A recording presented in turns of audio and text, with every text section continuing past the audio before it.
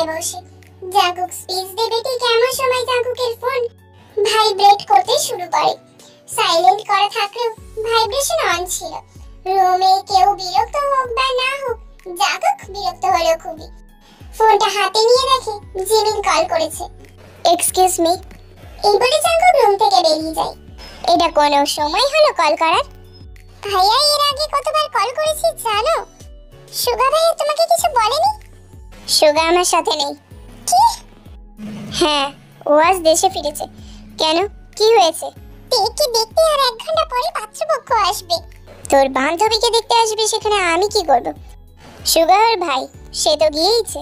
ভাইয়া তুমি বিয়ে আটকাবে না? আমি তার মানে বলছিলাম, আমি ভাবতাম তুমি তাকে ভালোবাসো। এত ভুলভাল কথা ভাবতে কে বলে তোকে? এই বলে জাঙ্কুক ফোন রেখে দেয়। তারপর আবার মিটিং রুমে ফিরে আসে। Sorry for wasting your valuable time. It's okay sir. Jungkook meeting শেষ করতে করতে প্রায় 1.5 ঘন্টা পার হয়ে গিয়েছে। মিটিং রুম থেকে নিজের বিলাসবহুল কেবিনে চলে যায়। কিছুক্ষণ চোখ বন্ধ করে রেখে তারপর কল করে সুগাকে। ওদিকের কাজ কত দূর? এদিকে সব কাজ শেষ। আচ্ছা, আমি কিছুদিনের মধ্যেই দেশে ফিরব, তুই ওখানেই থাক। কাল আমার অফিসে গিয়ে একবার দেখে নিস সব কি অবস্থায় আছে। তুই শুধু এইটুকুর জন্য আমাকে দেশে পাঠালি? ওটা তোর কাছে এইটুকু মনে হচ্ছে? সরি ভাই, রাখছি। সুগা কল রাখতে কল করে বোগাম। হ্যালো কুকি, তুই আমাকে এমন একটা কাজ কেন করতে বললি হঠাৎ? এখনো বুঝলি? খুব হতাশ হলো বোগাম। হয়তো অন্য কোনো উত্তরের জন্য আশা করেছিল। কবে ফিরছিস? কয়েকদিনের মধ্যেই ফিরব। আচ্ছা, রাখছি। এই বলে কল কেটে দেয় বোগাম। তুই যার জন্য সেজে বসে আছিস, সে জানাচ্ছে তার অন্য গার্লফ্রেন্ড আছে। এটা আগে বলা উচিত ছিল না? হয়তো জাঙ্কুক ভাইয়া জেনে গিয়ে এই বিয়েটা আটকে দিয়েছেন, তাই হয়তো উনি এরকম বলছেন জাঙ্কুক ভাইয়া চাপে পড়ে। না, জাঙ্কুক ভাইয়া কিছু করেনি। আমি ভাইয়াকে বলেছিলাম জানিস, তো ধারণা অনুযায়ী কল করে সব বলেছিলাম। কিন্তু আমি বল সাথে তুইও বল, ভাইয়া বলেছে তোর বিয়ে এখানে উনি কি করতে পারেন। তিন চোখের কোণে অশ্রু জমা হয়। উনি এমন বললেন? আমি তার কাছে কিছু না, আমার ধারণা ভুল। কিন্তু আমি যে ওই চোখে আমার জন্য এক সমুদ্র পরিমাণ ভালোবাসা দেখেছি। ভুল দেখেছিস, ভুলে যা, ভুলে যা ওকে। কাল থেকে ভার্সিটি যেতে হবে, অনেক গাফিলতি করেছিস। এটা শুনতেই তোর মনে পড়ে যায় বোগাম স্যারের ক্লাস আছে। দোস্ত, বোগাম স্যারের একটা পড়াও আমি করিনি, কি যে হবে কাল। বড় ভাইয়াকে আমি বলবো তোকে যেন না বকাবকি করে। তাছাড়া বড় ভাইয়া আমাকে বকলেও তোকে কোনোদিন বকেনি। তোর মতো দুষ্টামি আমি করিনি, তাই বকেনি। কিন্তু এইবার করেছি, পড়া না পারলে উনি ছেড়ে দেবেন ভেবেছিস? আচ্ছা, আমি বলবো না। বাড়ি ফিরে গেলাম আমি। অন্যদিকে বোগাম কল কেটে দিয়ে ছাদের কিনারায় দাঁড়িয়ে আছে, গিটারের সুর তুলতে থাকে। ভালোবাসা কেন এত অসহায়, বুকে প্রেম মনে আশা নিভে যায়। এই পথে আজ আছি একই সাথে, কাল যদি মাঝে পথে দূরে যেতে হয়। প্রিয়ারে প্রিয়ারে প্রিয়ারে প্রিয়ারে কাঁদে হিয়ারে। ভালোবাসা নয় কোনো অপরাধ, তবু কেন নিরাশায় কাটে রাত। দৃঢ় ব্যথা ধারে নীরবতা, মনে জাগে আকুলতা, মেঘে ঢাকে চাঁদ। প্রিয়ারে প্রিয়ারে প্রিয়ারে কাঁদে। গান থামিয়ে হঠাৎ কান্নায় ভেঙে পড়ে বোগাম। ভাইয়া, বড় ভাইয়া। মনে হয় ছাদে আছে, একটু আগেই গান গাইছিল। হ্যাঁ, তোর বড় ভাইয়ার কিছু হয়েছে নাকি?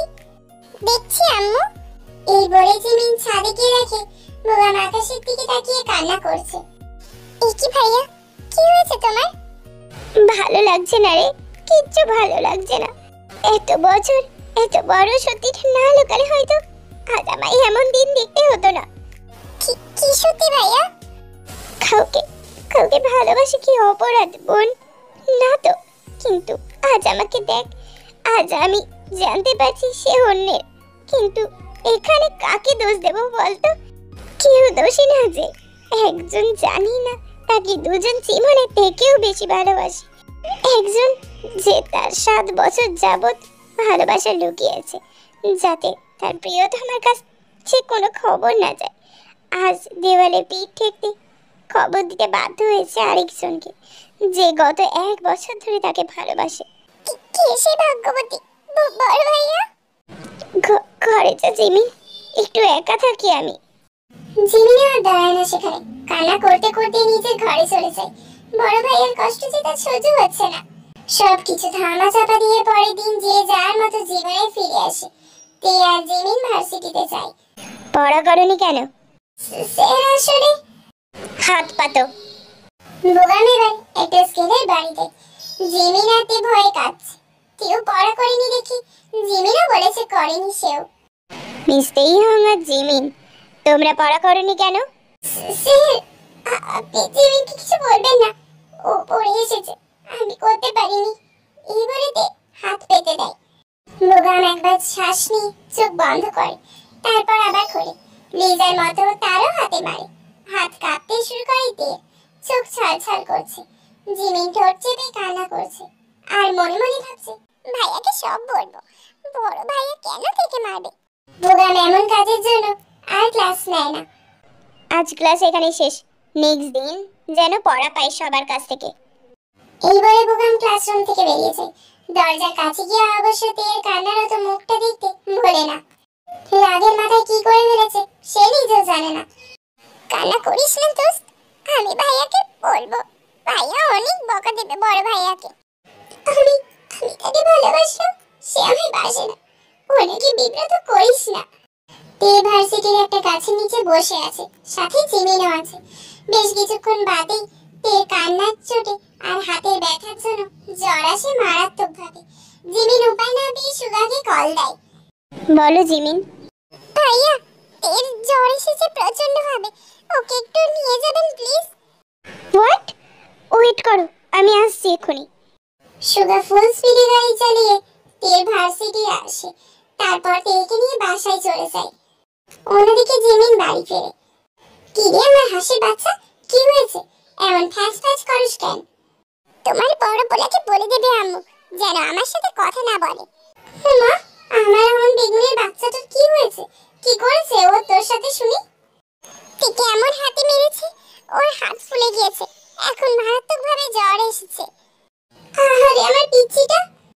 জিমিন উপরে উঠতে গিয়ে থমকে যায় বোগামকে দেখে। তের জ্বর? সেটা জেনে তুমি কি করবে বড় ভাইয়া? জিমিন এবার নিজের রুমে চলে যায়। এবার সে তার ফোন হাতে নেয়, জাঙ্কুকে কল করে। ভাইয়া।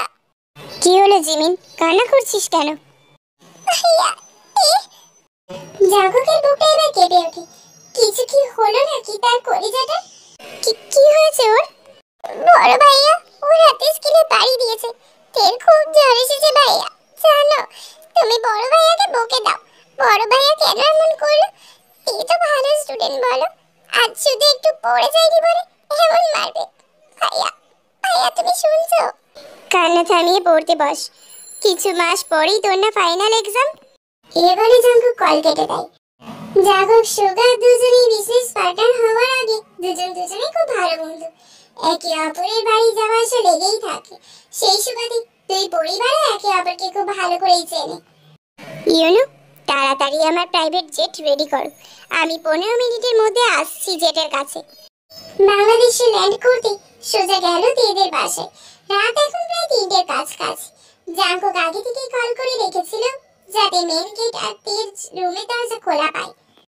জাঙ্কুক মেন গেট দিয়ে ঢুকতেই সুগার সাথে দেখা হয়। প্রেমিক তার প্রেমিকার জন্য পাগল হয়ে রেখেছে, তোর মতো এমন দেখিনি, কারণ আমি আমার কলিজার পাগল প্রেমিক। তাই বলে 22 ঘন্টার জার্নির জায়গায় 15 ঘন্টার মধ্যে পৌঁছে যাবি? আল্লাহ জানে তোর জন্য কয়টা ফ্লাইট আজ ক্যান্সেল হয়েছে। জাঙ্কুক মুচকি হেসে দ্রুত রুমের দিকে যায়। নাইট বাল্বের আলোতে মলিন মুখশ্রী দেখে বুকটা মুচু দিয়ে ওঠে জাঙ্কুকে। ধীর পায়ে এগিয়ে যায়।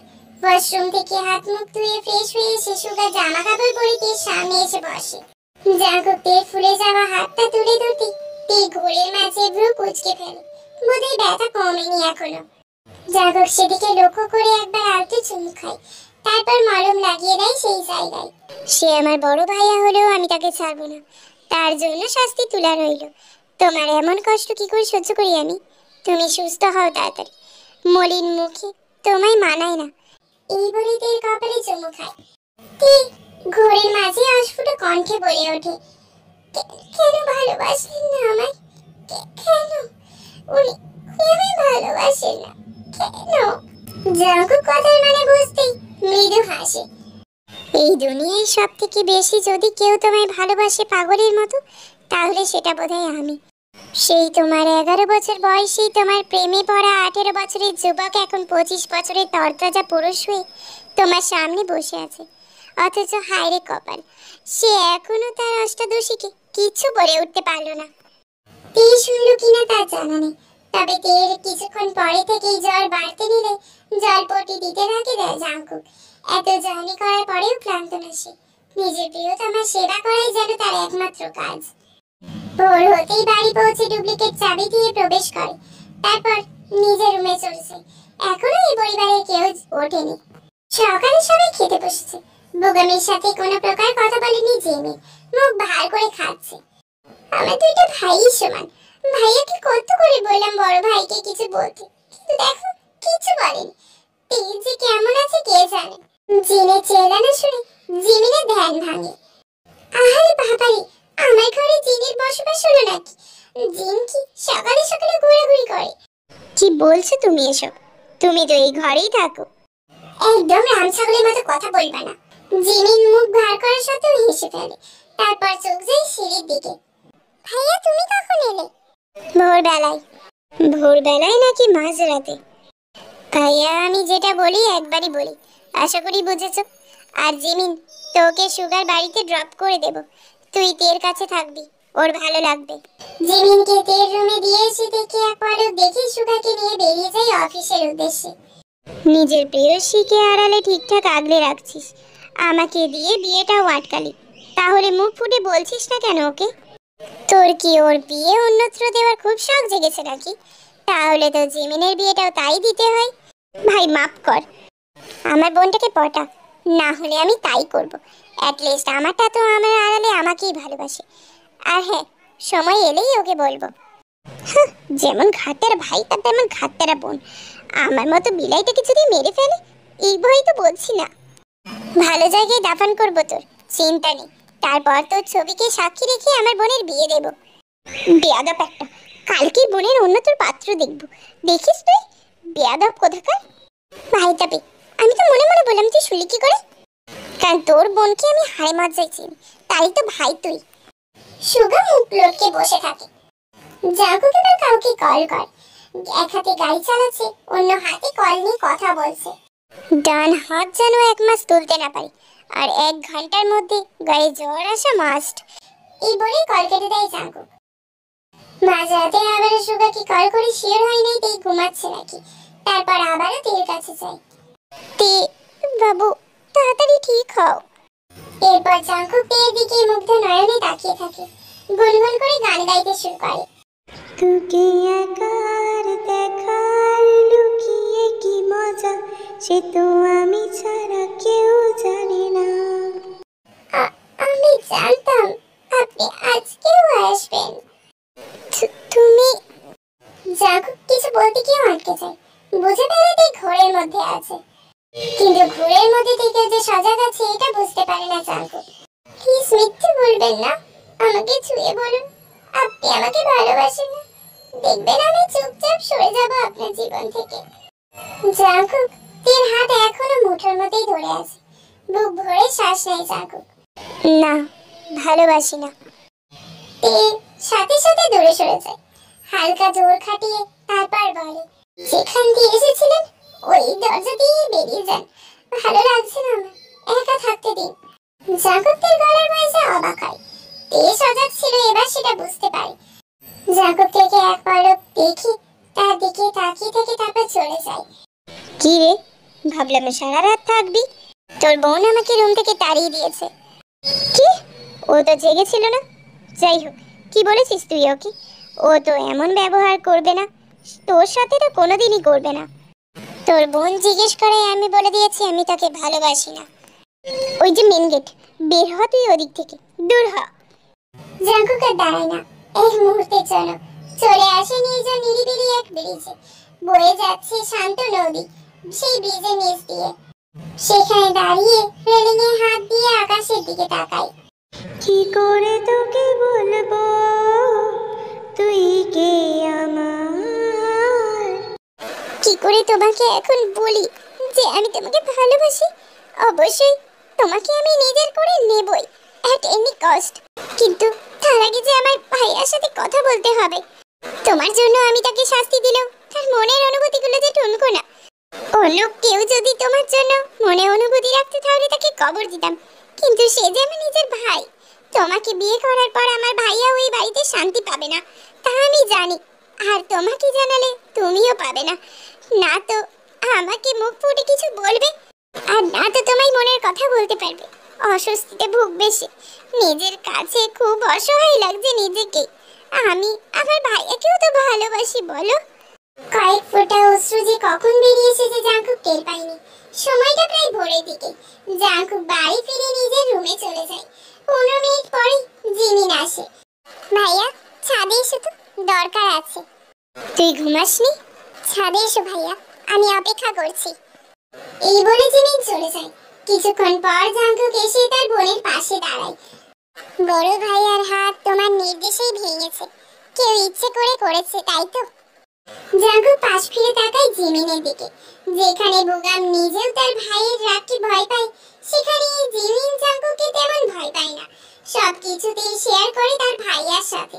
জাঙ্কুক নিজেও খুব ভালোবাসে তার বোনকে। বুগাম জিমিনকে ভালোবাসলেও জাঙ্কুক জিমিনের মতো বন্ডিংটা তাদের মধ্যে নেই। কিন্তু এই বাড়ির প্রতিটা মানুষ জানে এই তিনজন একে অপরকে ঠিক কতটা ভালোবাসে, একে অন্যের কষ্টে ঠিক কতটা ব্যথা পায়। জাঙ্কুক মাথা নত করে দাঁড়িয়ে আছে জিমিনের সামনে। মানে তুমিই করিয়েছো, তাই তো? যেহেতু বড় ভাইয়া ওই হাত দিয়ে তেকে মেরেছিল, এখনো বলবে তুমি তেকে ভালোবাসো না? তে তোর ভাবি হবে এটা নিয়ে শিওর থাক। কিন্তু মাঝে মাঝে এমন পরিস্থিতি আসে যে আমাদের কিছু সময়ের জন্য পিছু সরতেই হয়। মানে? ভাইয়া তেকে মনের অজান্তেই ভালোবেসে ফেলেছে 1 বছর আগে। তেকে যখন ভার্সিটিতে প্রথম দেখেছিল। আমি তেকে অনেক ছোট থেকেই দেখছি, কিন্তু ভাইয়া তো বিদেশে ছিল, তাই জন্য ভাইয়া তেকে সেই দিনই প্রথম দেখে। প্রথম দেখাতেই ভালোবাসা, লজ্জাই হোক বা ভয়। ভাইয়া আমাকে বলতে পারেনি। একই তো স্টুডেন্ট, তার উপর তোর বন্ধু, হয়তো কিছুদিনে আগেই আমাকে বলতো, কিন্তু আমি হুট করেই বলি যে আমি না আসা অবধি তুমি তেকে সমস্ত রকমের সাহায্য করবে। ভাইয়া তারপরেই জিজ্ঞেস করে যে কেন। আমি তখনই ভাইয়াকে বলি। ভাইয়া সেদিন বুঝতে পারে আমি তেকে ঠিক কতটা ভালোবাসি আর কবে থেকে ভালোবাসি। আকাশের দিকে তাকিয়ে আছে জাঙ্কুক। তাই বড় ভাইয়া সেদিন খুব কান্না করছিল। আমাকে বলে, জানো ভাইয়া, এত বছর এত বড় সত্যিটা না লুকালে আমার এমন অবস্থা হতো না। তারপরে আরো অনেক কিছু বলেছিল। এরপর জিমিন জাঙ্কুকে সব কিছু খুলে বলে। জাঙ্কুক সব শুনে আর না পেরে জিমিনকে জড়িয়ে ধরেই কান্না করে দেয়। কি করবো এবার আমি জিমিন? তে আজ আমাকে জিজ্ঞেস করে, আমি তাকে না বলে দিয়েছি, তাও আবার ওকে ছুঁয়ে। কি করবো আমি? আমি সব মেটাবো কি করে? জিমিন জিমিন কিছু বুঝতে পারছি না আমি। ভাইয়াকেও আমি খুব ভালোবাসি। ভাইয়া কেমন আছে রে? জিমিন তার বড় ভাইয়াকে মাঝে মাঝে কান্না করতে দেখলেও তার এই ভাইয়াকে কখনো দেখেনি এমন ভাবে ভেঙে পড়তে। কঠোর মনের মানুষ তার ভাইয়া, কিন্তু আজকে কি এমন হলো? বড় ভাইয়া এখন ভালো আছে, জ্বরটা একটু নেমেছে। কিন্তু তুমি এটা কি করলে ভাইয়া? তেকে ছুঁয়ে এত বড় মিথ্যেটা বলে দিলে। তুমি জানো সেদিনও কত কান্না করেছিল, শ্বাসকষ্ট হচ্ছিল, বাড়ির কেউ জানে না। ভাগ্যিস আমি সামলে নিয়েছিলাম। আজকে তো জ্বর। কিছু যদি হয়েছে তে, তাহলে আমি কিন্তু অন্য মেয়ের সাথে বিয়ে দেব তোর। ভাইয়া, তুই যে ভালোবাসিস সেটা আমায় সেদিনের আগে বললেই তো হতো। আমি তোর ভালোবাসা কেড়ে নেব এতটা নিষ্ঠুর না আমি কুকি। মানলাম আমি তাকে ভালোবেসে ফেলেছিলাম, আমি জানতাম না, জানলে হয়তো ভালোবাসতাম না, সংযত করতাম নিজের মনকে। কিন্তু তুই তুই এত বছরের ভালোবাসাকে আজ মিথ্যে প্রমাণ করে দিলি তেকে ছুঁয়ে। জাঙ্কুক এবার দৌড়ে গিয়ে বোগামকে জড়িয়ে ধরে। ভাইয়া খুব বড় ভুল করে ফেলেছি, কি করবো এবার আমি? তেকে কল কর, ও অমন কথা শুনলে ঘুমোবে বলে তো আমার মনে হয় না, যেখানে ও তোকে নিজে ভালোবাসে নিজের থেকেও বেশি। জাঙ্কুক এবার দিক বিদিক শূন্য হয়ে তেকে কল লাগায়, কিন্তু ফোন ধরছে না তে। এবার টেনশনে চড়ে সুগাকেও কল দেয়, কিন্তু সেও ফোন ধরছে না।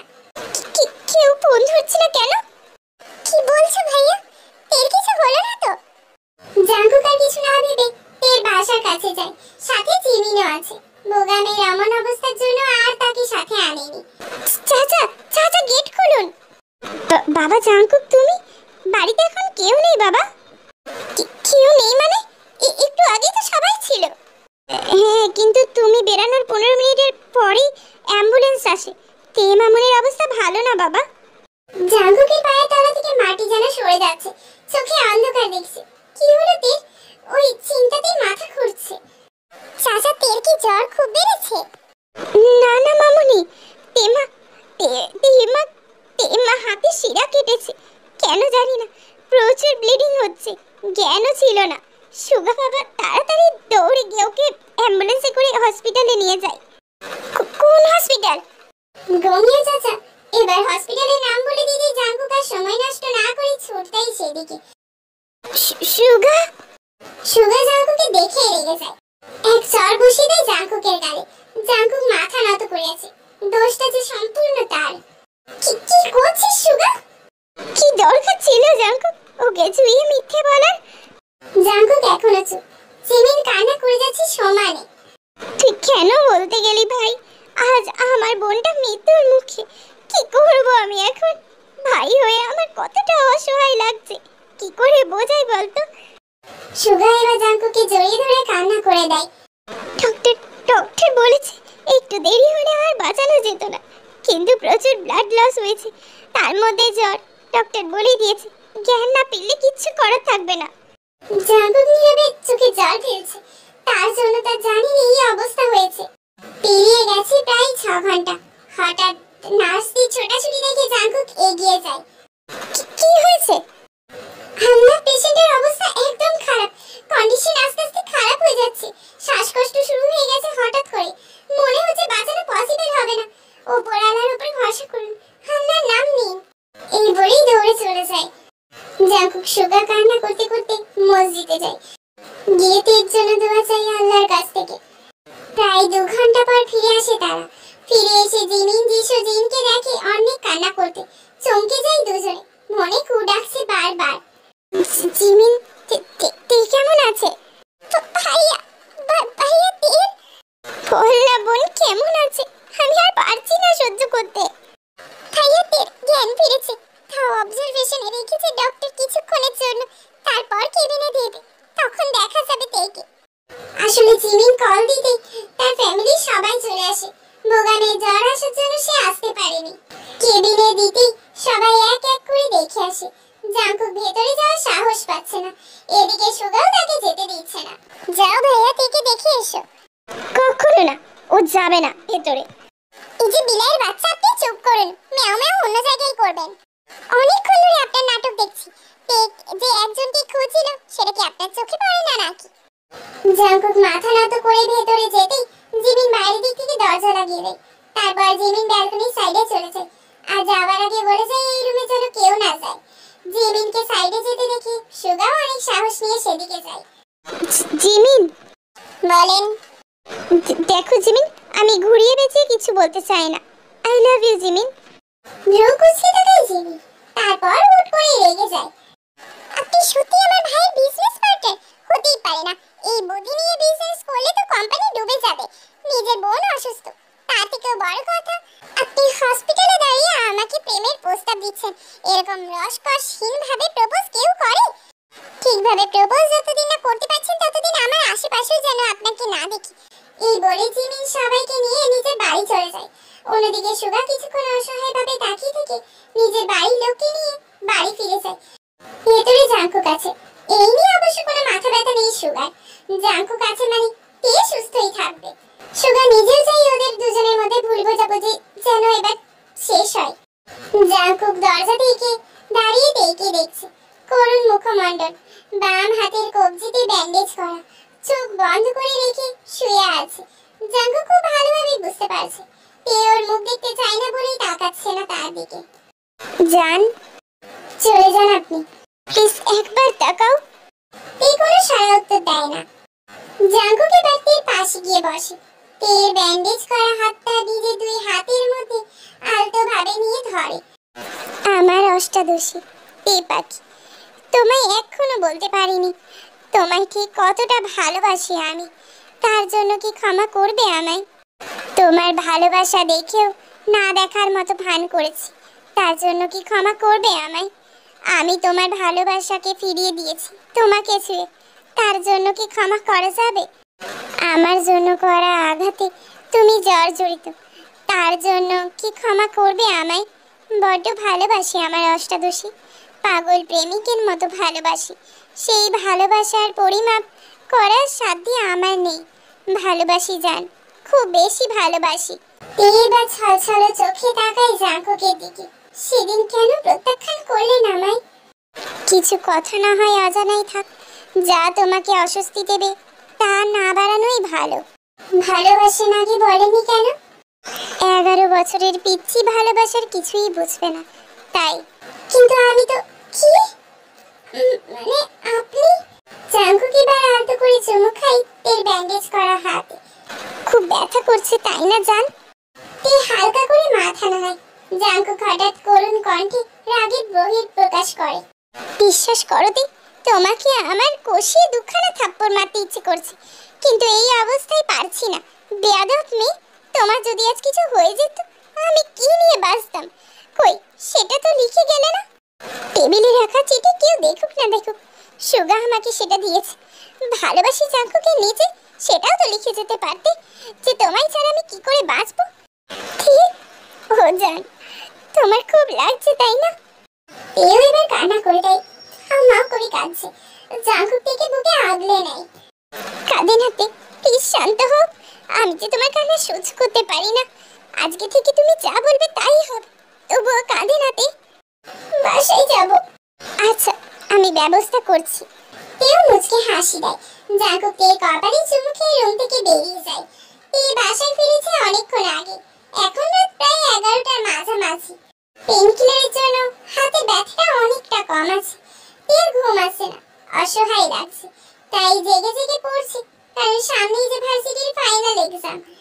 তের হঠাৎ করে ফোন বেজে উঠতে হাতে নিয়ে দেখে আননোন নাম্বার থেকে কল।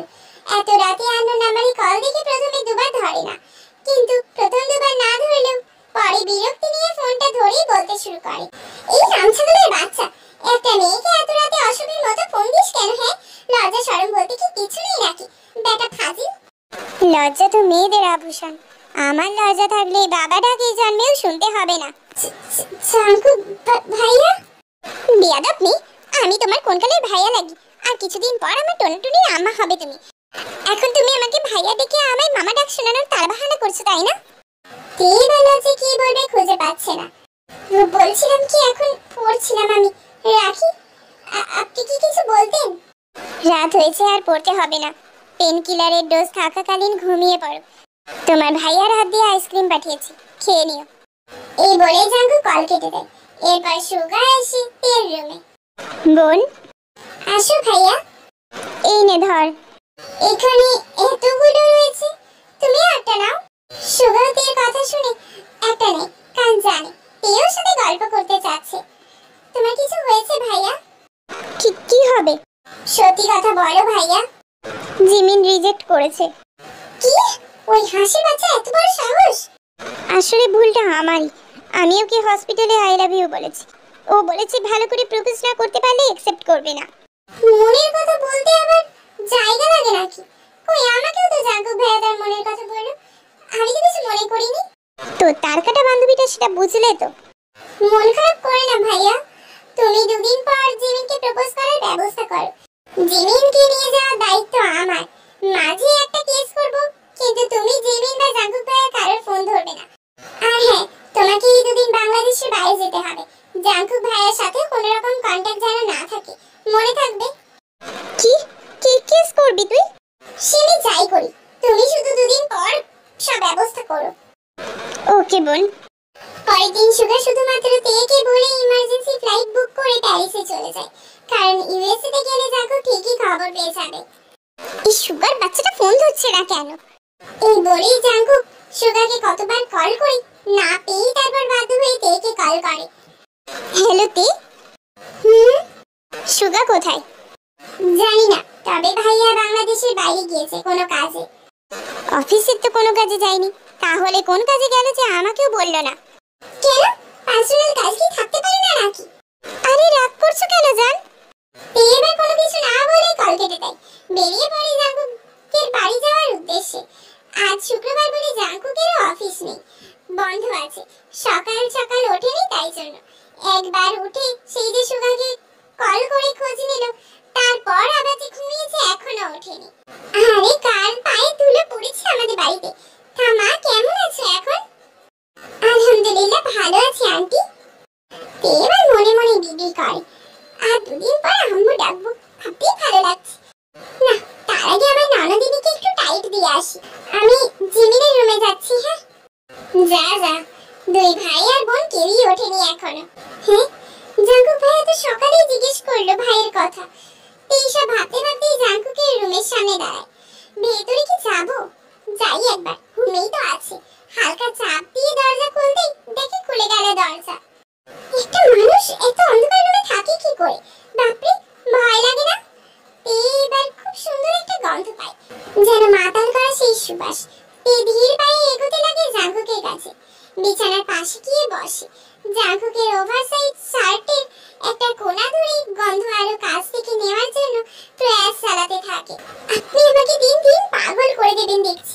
এখন তো আবার ল্যাভেন্ডারের সুবাসের সাথে আপনি। শার্টটা কি খুলবো, গন্ধটা যাতে ভালো করে নিতে পারো? ভরকে যায়। আপনি ঘুমাননি? তুমি এমন কাছে থাকলে ঘুম আসবে কি করে? এবার লজ্জা পায়। বসা থেকে উঠে দাঁড়াতেই জাঙ্কুক হ্যাঁচকা টান দিয়ে থেকে বিছানায় ফেলে। আপনি কি করছেন? শুরুটা তো তুমিই করেছো, এখন আমি নিজেকে কি করে সামলাবো? আবার লজ্জা পায়। জাঙ্কুক যেন লজ্জা দেওয়ার জন্য পায়তারা করেছে। হাতের এই অবস্থায় বাড়ি থেকে বেরিয়েছো কেন? শরীর কেমন আছে? ভালো আছে, জিমিনের সাথে খুব দরকার। আমি যাই। এই বলেই দিয়ে উঠে যেতে নেবে, তার আগে জাঙ্কুক তের রোস্টদারি দখল করে ফেলে। বেশ কিছুক্ষণ পর ছাড়ে। লজ্জা পেলেও আমার বুকে চুপচাপ শুয়ে থাকো 1 ঘন্টার মতো। সারা রাত কাজ করে আমি ঘুমোতে পারিনি, এই 1 ঘন্টা আমি শান্তিতে ঘুমাবো। তুমি একটুও নড়বে না, নড়লে কিন্তু বাসর করে ফেলবো। আমি জিমিনের কাছে যাই, আপনি ঘুমান, আমি আর জ্বালাবো না। হুশ, চুপ জান, ঘুমাতে দাও। বেশি নড়াচড়া করলে কিন্তু আমি নিজের মধ্যে থাকবো না আর। তেও লজ্জা ছুটে আর কিছু বলতে পারে না, অবশ্য মনের মধ্যে বিড়বিড় করতেও ভোলে না। সারা বছর এতদিন মুখে সেলাই করে রেখেছিল, কাল থেকে কি সব বলা শুরু করেছে। নির্লজ্জ পাগল একটা। 1 ঘন্টা পার হতেই জাঙ্কুক ছেড়ে দেয় তেকে। যাও, এত সকাল আমার রুমে অন্তত বিয়ের আগে আর আসবে না। তে আর কিছু ভাবতে চায় না, সুযোগ পেতেই দৌড়ে চলে যায়। খুব তাড়াতাড়ি তোমায় আমার করতেই হবে। আর অষ্টাদশী কি এরকম ভাবে ছেড়ে রাখা আমার ক্ষেত্রে পসিবল না। জিমিন, জিমিন হাসির বাচ্চা, কি হয়েছে তোর? তুই হাঁপাচ্ছিস কেন? এত সকাল সকালে বেরিয়েছিস কেন এই শরীর নিয়ে? কেমন আছিস তুই? শরীর তো ভালো আছে জিমিন, কিন্তু মন ভালো নেই। ভাইয়া যে মনের কথা বললো কালকে, তারপরেও তোর মন ভালো নেই? যা ভাইয়ার রুমে যা তবে। তেল লজ্জায় লাল হতে গিয়েও হলো না। উল্টো পাল্টা কথা রাখ জিমিন। কি হয়েছে তোর? ভাইয়া দেশ ছেড়েছে, কাউকে বলে যায়নি। সকালে উঠে গিয়ে ভাইয়াকে ডাকতে গিয়ে দেখি ভাইয়া নেই, পাসপোর্টটাও নেই। জিমিনের চোখ ছলছল করে ওঠে, নিজেকে খুব দোষী লাগছে। তেও অন্যদিকে মুচকি হাসছে, তারপর নিজেকে সামনে নিয়ে আবারও বলে, ভাইয়ার ফোনটাও ধরছে না, কি করবো কিছু মাথায় আসছে না। ভাইয়াকে জিজ্ঞেস কর, ভাইয়ার ফোন তো ধরবে তাই না? না রে জিমিন, তাহলে তো টেনশন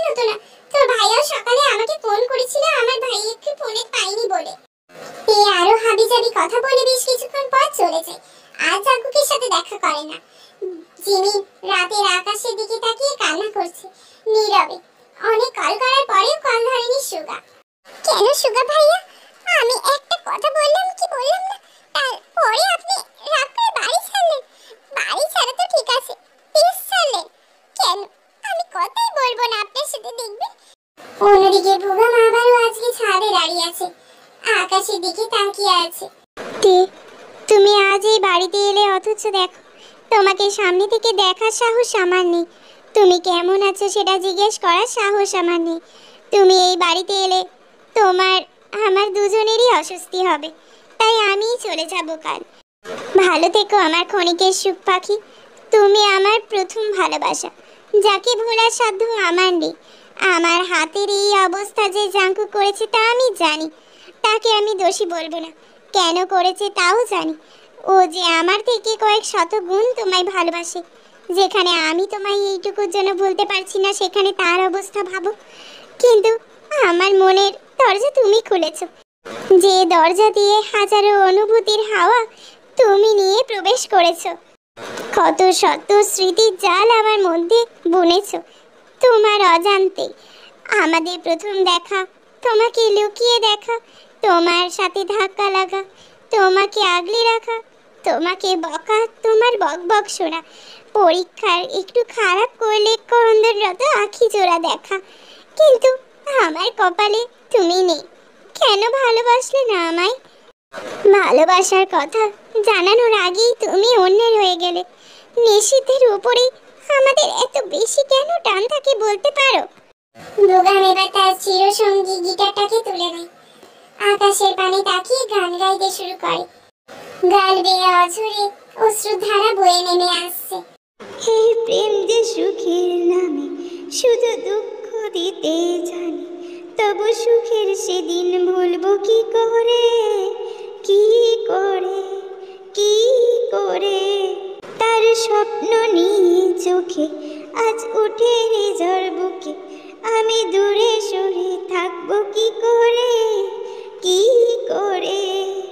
হিয়া জলে, হিয়া জলে, নেভে না যে আঁখি জলে। ওরে মন পথের ধুলায় স্মৃতির মেলায় যাবার বেলায় পিছু ডাকিস না।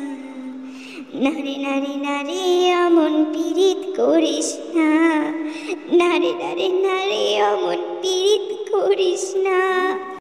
আবার সেই কান্নায় ভেঙে পড়ে ভুগাম। ভুগাম পরের দিন সবাইকে জানায় যে সে বিদেশে ভালো অফার পেয়েছে জবে, তাই ওখানেই ভার্সিটিতে পড়াবে। কালকেই তার ফ্লাইট, কবে ফিরবে তা জানে না। জাংকুকের কাছে দুঃখ প্রকাশ করে ওর বিয়েতে থাকতে পারবে না বলে, কিন্তু জাংকুক আর জিমিন জানে এর আসল কারণটা ঠিক কি। দেখতে দেখতে পেরিয়ে গেছে 2 দিন। এর মাঝে না তো জাংকুক সুগাকে কলে পেয়েছে, আর না তো জিমিন। হাজারো বার কল করলেও সুগা ফোন রিসিভ করেনি। কিন্তু নিজের বোনের সাথে ঠিকই সলা পরামর্শ করে সুন্দর একটা প্ল্যান বানিয়েছে জিমিনকে সারপ্রাইজ দেওয়ার। 2 দিন শেষ হতেই সুগা ফিরেছে দুপুর নাগাদ। বিকেলে তার 2 ভাই বোনের পরিকল্পনা অনুযায়ী জিমিনকে একটা সুন্দর রেস্টুরেন্টে নিয়ে যাবে তে। আজ সুগা যাবে জাংকুকের সাথে। এই জাংকুকের কেসটা অবশ্য তে জানে না। তে শুধু জানে যে সুগা আসবে আর তেকে নিয়ে যেতে হবে জিমিনকে সাথে করে। যথারীতি তে পৌঁছে যায় জিমিনের বাড়িতে। অফিস আওয়ার সবাই জাংকুক এখন বাসায় নেই, সুতরাং নিশ্চিন্তে জিমিনকে সাজায়। শত বারণের সত্ত্বেও জিমিনকে সাজাইতে। মাশাআল্লাহ, তোকে দারুণ লাগছে। আর তোকে কি কম সুন্দর লাগছে নাকি? তে পড়েছে নীল রঙের সুন্দর একটা গ্রাউন্ড, সাথে নীল রঙের চুড়ি, হালকা কাজল আর চুল খোলা। অন্যদিকে জিমিন পড়েছে অফ হোয়াইট রঙের গ্রাউন্ড, সাথে হালকা মেকআপ আর তারও চুল খোলা। এখন তারা এসেছে থেমেছে নামি দামি এক রেস্টুরেন্টে। জিমিনের জোড়াজুড়িতে তেকেও সাজতে হয়েছে, না হলে তে সিম্পল ভাবেই আসবে ভেবেছিল। তে ওয়েটারকে চোখে ইশারা করতেই রুফটপের দিকে দেখিয়ে দেয়। তে ও জিমিন দুজনেই সেখানে যায়, কিন্তু কাউকে দেখতে পায় না। রুফটপটা অনেক সুন্দর করে সাজানো। শহরতলিতে সন্ধে নেমে গেছে অনেকক্ষণ আগে। শান্ত নীরবতার মাঝে জিমিন দেখে তের পিছন দিক থেকে অফ হোয়াইট রঙের স্যুট পরে আসছে সুগা। সুন্দর পুরুষের থেকেও সুন্দর লাগছে সুগাকে। সুগা জিমিনের সামনে এসে হাঁটু ভাঁজ করে বসে। তে তুই অন্যদিকে যা, দূর থেকে ভিডিও করবি যাতে আমার কথা শোনা না যায়।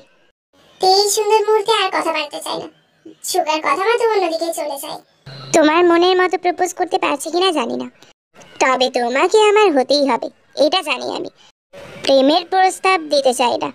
এই দুদিন তোমাকে না দেখে না কথা বলে আমার মনে কঠোরভাবে তোমাকে পাওয়া সুপ্ত ইচ্ছেগুলো জেগে উঠেছে। Will you marry me? Yes or yes? Jimin এখনো থম মেরে দাঁড়িয়ে আছে। এটা কি বিয়ের প্রস্তাব নাকি হুমকি ছিল? Jimin, yes or yes? Yes.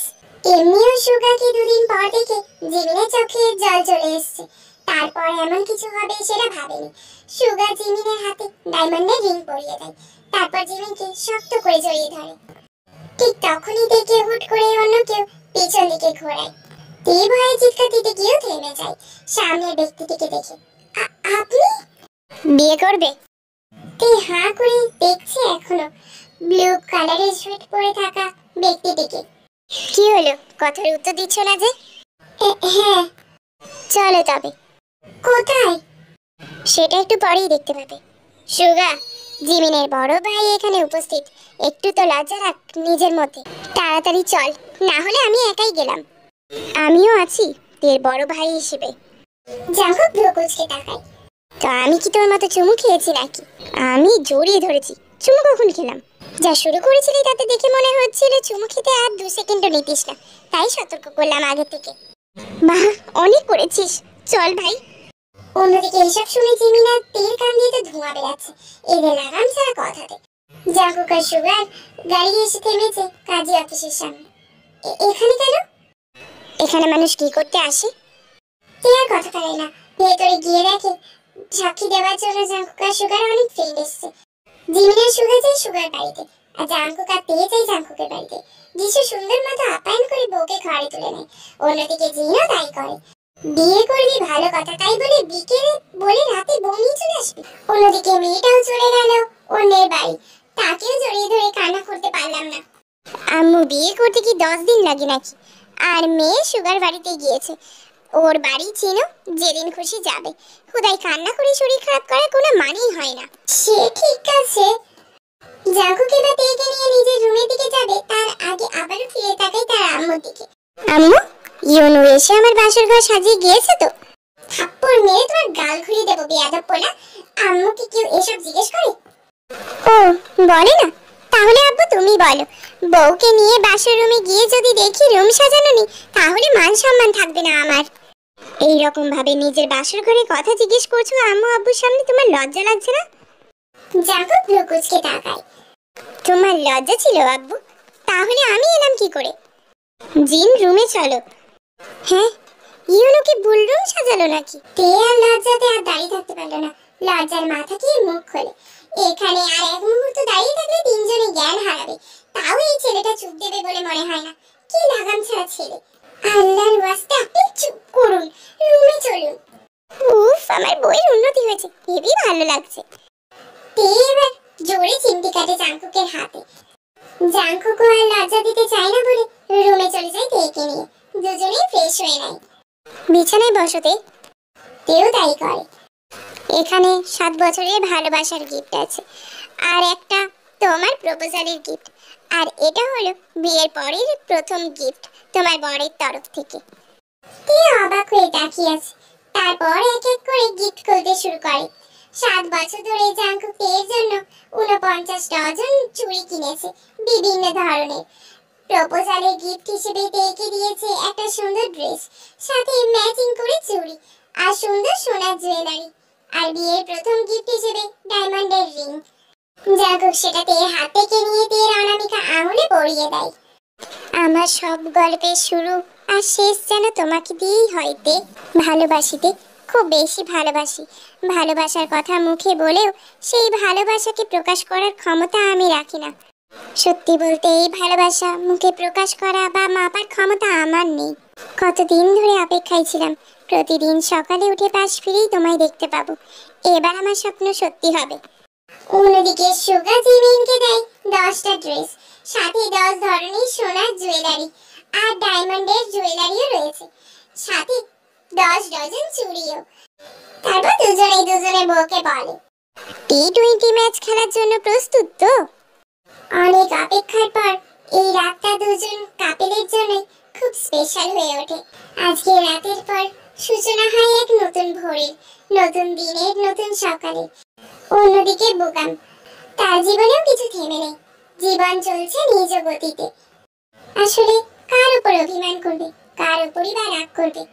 যেখানে অধিকার অস্তিত্বহীন সেখানে অভিমান করাটা হাস্যকর। আসলে আমাদের প্রত্যেকের জীবনে কেউ না কেউ থাকে, সঠিক সময় এলে সে নিজেও থেকেই ধরা দেয় তাদের কাছে। হয়তো বোকামের জীবনেও এমন কেউ আসবে, আর এই দুই কাপেলের মতো ভালোবাসায় পরিপূর্ণ করবে বোকামকেও।